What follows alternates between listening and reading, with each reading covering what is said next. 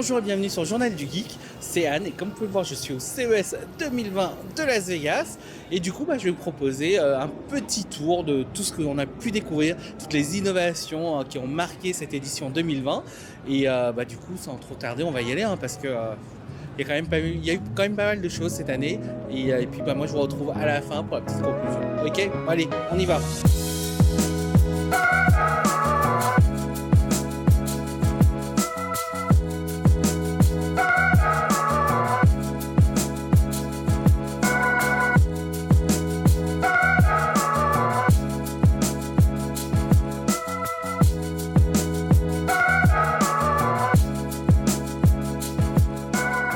Comme chaque année, c'est le CES qui ouvre le bal dès le début du mois de janvier et qui permet à nous autres, comme un des mortels, de découvrir les tendances du marché. Pour tous les geeks de la planète, c'est un peu le rendez-vous incontournable autour de l'électronique grand public. Si l'IFA en septembre dernier propose à peu de choses près la même surface que le CES, ce dernier est bien plus dense en termes d'exposants. On profite ainsi de cette vidéo pour vous embarquer avec nous et découvrir les innovations et tendances marquantes de ce CES 2020 ou 2020 pour les intimes.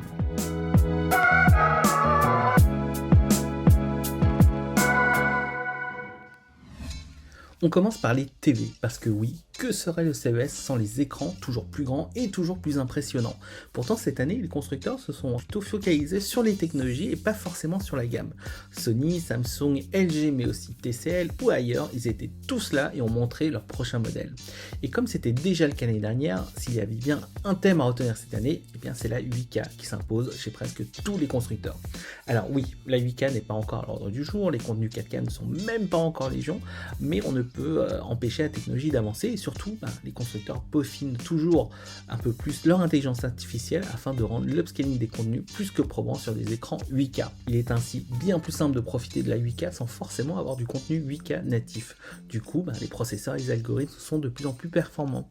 Alors que Samsung avait proposé un QLED 8K de 55 pouces seulement lors de l'IFA 2019, LG et Sony sont arrivés au CES 2020 avec un OLED de 48 pouces. Alors oui, il n'est que 4K, mais ceux qui investiront dans un tel format n'auront pas forcément besoin de 8K. D'ailleurs, ce format de 48 pouces se justifie grâce aux jeux vidéo, parce qu'il y a des constructeurs comme Alienware qui arrivent justement sur le marché avec une taille similaire. Si les constructeurs sont restés assez discrets en soi, Samsung de son côté n'a pas lésiné à annoncer qu'il n'y avait plus de taille limite par exemple sur leur téléviseur micro-LED, le mur. The Wall, voilà, bref. Donc un modèle de 292 pouces était disponible sur leur stand et on parle même d'un prix d'1,2 million d'euros hors installation. Si Samsung ne proposera jamais de TV OLED, le constructeur coréen proposait aussi un QLED quasiment sans bord. Les bords faisaient moins d'1 mm pour une épaisseur totale de moins de 15 mm. C'était tout simplement impressionnant. Samsung en a aussi profité pour présenter le Sero, un téléviseur capable de se mettre à la verticale et ainsi essayer d'aller séduire le millénial qui ne s'intéresse plus vraiment au téléviseur. LG était bien plus discret donc cette année et on a retrouvé son écran OLED enroulable ou enroulante avec une nouvelle version. Donc souvenez-vous, l'année dernière, il se déroulait par le bas depuis un meuble dédié. Cette année, LG a proposé un modèle qui pouvait se dérouler depuis le plafond. En revanche, on sait que c'est pas un modèle commercial, donc peut-être qu'il verra le jour, peut-être pas. Pour en revenir maintenant à l'écran enroulable, par la base justement, il sera disponible en Corée sous peu et en France durant l'été prochain. On parle d'un prix de plus de 20 000 euros. Autant vous dire que ce ne sera pas pour tout le monde.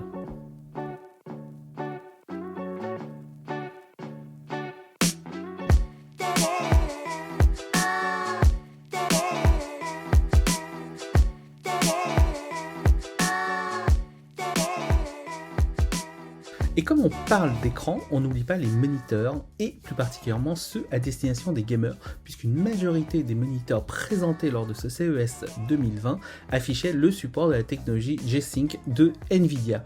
Le fondeur américain proposait même chez Asus un prototype supportant une fréquence allant jusqu'à 360 Hz, alors qui n'a pas de justification spécifiquement pour le gamer lambda, mais apparemment en e-sport, on pourrait voir une différence. On retiendra également le moniteur gaming de Samsung, l'Odyssey G9 avec une diagonale de 49 pouces au format 32 neuvième et surtout avec un taux de rafraîchissement de 240 Hz. Côté smartphone, pas trop de nouveautés si ce n'est Samsung qui présentait encore le Galaxy Fold en version 5G ainsi que les nouveaux Galaxy S10 Lite et Galaxy Note 10 Lite. Il faudra attendre la mi-février pour voir le futur ou les futurs Galaxy S20 ainsi que le ou les successeurs du Galaxy Fold. Royolet, Lenovo ou encore TCL proposaient toujours des prototypes de smartphones à écran pliant, mais encore rien d'officiel. Du coup, on sait que TCL tease depuis le MWC 2019, donc c'était quand même en février dernier, et il est temps quand même d'être un peu plus dans le concret. Petite note pour le concept de OnePlus qui prouve chaque jour que la marque chinoise est un acteur incontournable. On a ainsi pu découvrir un smartphone dont les appareils photo disparaissaient sous la coque par un subtil jeu de cache-cache. Parce que l'écran pliant est à la mode et que le double écran semble séduire le grand public depuis l'annonce des Surface Duo et Surface Neo de Microsoft, d'autres constructeurs ne comptent pas laisser la firme de Redmond seule sur le marché en fin d'année. On a ainsi pu découvrir le Dell Concept Duet et Concept Ori. Si le Concept Duet est assez similaire à la Surface Duo avec deux écrans et une charnière relativement fine, c'est le Concept Ori qui a attiré les regards avec un véritable écran pliant. C'était le cas aussi chez Lenovo avec le ThinkPad X1 Foldable, mais ce n'est pas tout, puisque Lenovo présentait aussi un laptop avec un écran externe iIC de 10,8 pouces pour afficher l'essentiel des informations, mais aussi prendre des notes. C'était le ThinkBook Plus. Et c'est drôle parce que le monde des PC n'a jamais été autant en ébullition que depuis quelques années, tout comme d'ailleurs celui de Chrome OS. Asus et Samsung proposaient ainsi tous les deux nouveaux Chromebooks, et vu les derniers changements de Chrome OS, on peut vous dire que les Chromebooks sont plus qu'une alternative crédible aux PC sous Windows. Mais revenons au monde des PC, puisque Dell, encore eux, ont présenté aussi le concept UFO. Alors vous prenez une Switch, et vous lui mettez un vrai PC à l'intérieur et vous aurez donc le concept UFO. On l'a testé sur place et on a hâte de le voir commercialisé une fois que Dell aura réglé le souci de l'autonomie qui est pour l'instant limité à moins de 2 heures, donc ce qui n'était pas génial. Mais le concept était bien réussi et c'est ça qui nous intéressait. Razer et Intel ont aussi présenté un NUC pour gamer, donc NUC vous savez c'est tout petit PC chez Intel, etc.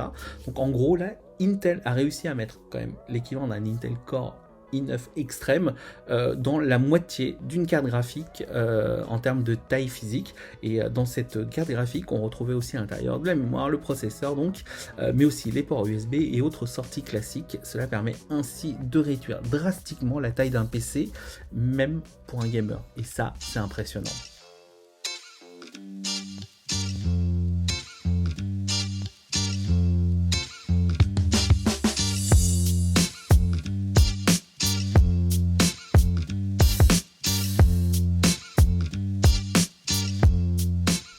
Côté de la maison connectée, rien de bien révolutionnaire, si ce n'est la présence de plus en plus importante de grands acteurs de la maison, comme Legrand ou Leroy Merlin, qui, à défaut de révolutionner la vie, permettra surtout de passer à la maison connectée en toute quiétude, avec un vrai suivi de toutes les options disponibles. Idem en soi avec la voiture, si les concepts se suivent, les innovations sont moins flagrantes.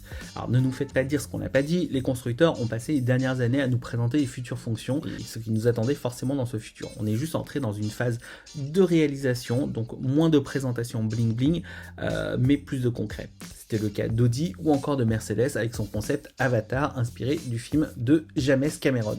J'aime pas dire ça, je sais pas pourquoi. Bref, pour finir donc la surprise, puisqu'on parle de voiture, venait forcément de Sony avec l'annonce du logo de la PS5. Ouais, alors ça a fait un vrai flop parce que tout le monde s'attendait à quelque chose, mais on n'a rien eu. Mais surtout donc de la présentation de la Vision S, une voiture électrique ultra connectée.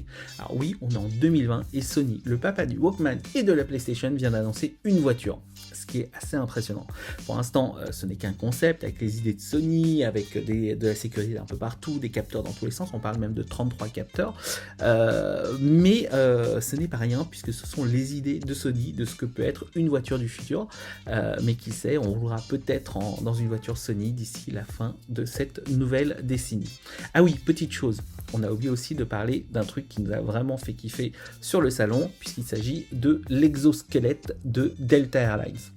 Ouais, donc on était sur le stand de Delta Airlines et qui est en train de développer un exosquelette pour réduire la pénibilité de certains postes dans un aéroport, comme les mécaniciens qui devaient par exemple soulever de grosses pièces lourdes pour remplacer des choses dans les avions, ou encore ceux qui devaient soulever les valises, etc.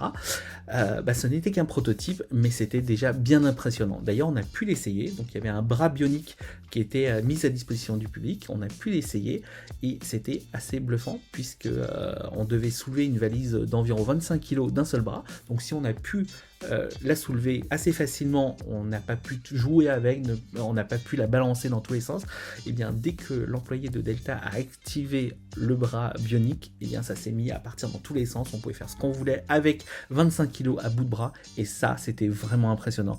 On s'est vraiment cru tout de suite dans Appleseed, Macross ou encore Ghost in the Shell, c'est vraiment le futur. Bref, en conclusion de ce CES 2020, on a vu beaucoup de concepts, beaucoup d'idées, les constructeurs sont en train de nous poser les fondations de cette nouvelle décennie dans le monde de l'électronique grand public, et si on a pu palper le futur, le CES c'était surtout l'occasion de rêver sur le monde de demain, avec des produits qui vont forcément prochainement débarquer dans nos vies. Et si vous voulez en savoir plus sur les nouveautés de cette édition 2020 du CES, n'hésitez pas à vous rendre sur le journaldugeek.com.